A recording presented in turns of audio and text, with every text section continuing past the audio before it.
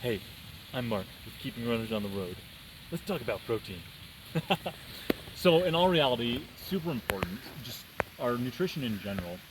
One of the problems that we run into is Cameron trying to kill me is going too much off of the kind of the recommended daily allowance. So that's really good. It's good as a general for general health, general fitness, and things. The problem we see is that it's based on that bell curve, right? And it just needs updating from time to time.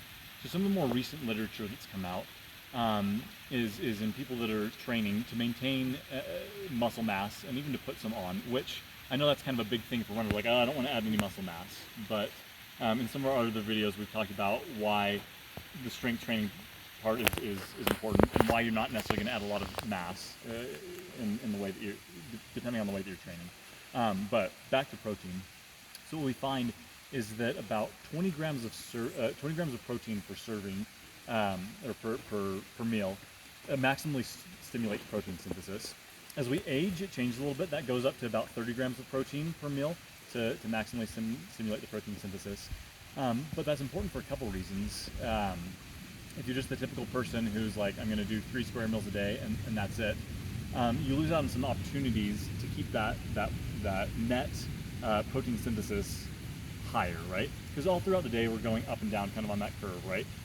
More muscle protein synthesis, more breakdown throughout the day. And so breaking that protein up into more meals, but getting more protein per meal can be a really good way to keep that sustained throughout the day.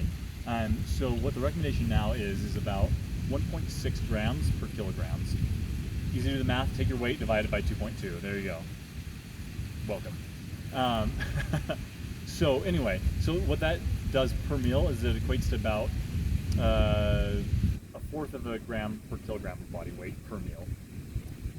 So again, depending on your goals, right? If you're looking at more of the strength training side of things, some of the studies show that a greater amount of protein per body weight is better, but really past 1.6, it kind of tends to be a law of diminishing returns. So why is that important? Why are we talking protein? Protein isn't just about muscle, right?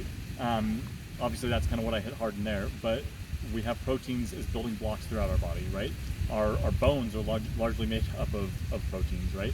We have collagen throughout our tissues, right? Ligaments, tendons. We need all those to be strong, and we need to be able to adapt to the stresses that we're putting on them through training. And so making sure that we're dialing in the nutrition on the protein side of things, make sure that we're giving ourselves the best chance to keep our bodies healthy, to keep them adaptable, and to give them the energy and the building blocks they need to go out and do the things that we love to do, right? To do something like take a hike and enjoy this beautiful waterfall, right?